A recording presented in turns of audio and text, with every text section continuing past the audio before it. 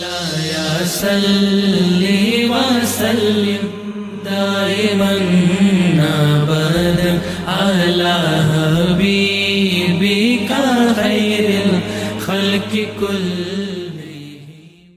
ہر مسلمان کو عقیدہ رکھنا فرض ہے کہ اسلام کوئی قرارداد نہیں. جو اسلام کو قرارداد سمجھ رہا ہے وہ کافر ہے، اسلام سے خارج ہے. آمنت باللہ کما ہوا باسماء قبلت جمیع احکامہ. ایمان لانا اور قطعی یقینی طور پر احکام خداوندی کو قبول کرنا، یہ ایمان ہے.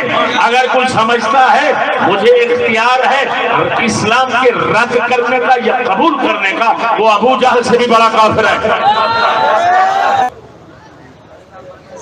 کہ مجھ ناچیز مسکین سے لڑنے بڑھنے کی نہ سوچو. مجھ مسکین کے ساتھ علمی میدان لگانے کی سوچو. ہمارے پاس تو مولوی بھی بہت ہیں، ڈاکٹر سکالر پروفیسر بھی بہت ہیں، یورپ کے ہیں، ادھر کے ہیں، ادھر کے ہیں. ایمان سے کہتا ہوں، میں بڑے کھلے دل سے حکومت کو چیلنج کر رہا ہوں کہ اگر تمہارے اندر کوئی سلیقہ طریقہ ہے تو میدان رکھ لو. ناچیز مناظرے کے لیے حاضر. ناچیز مناظرہ کیا کرے گا؟ ادھر تو بات کرنی ہے تو پوری دنیا کی بات کرو.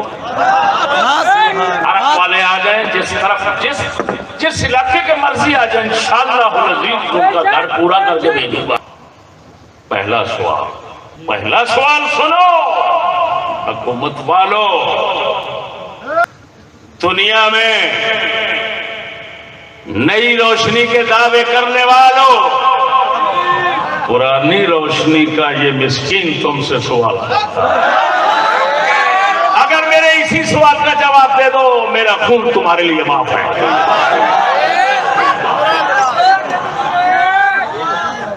ایمان سے کہتا ہوں، میں نے کھا پی لیا جو کھانا تھا، کوئی ضرورت نہیں ہے اب زندگی کی. جو بیان کرنا تھا، جو سنانا تھا، سمجھتا تھا جو فریضہ ہے وہ ادا کر لیا.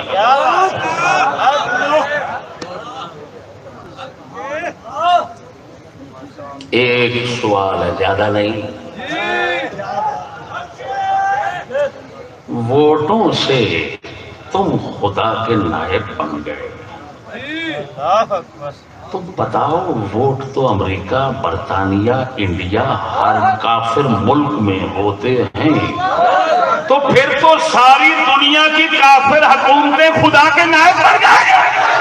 بتاؤ، سنو،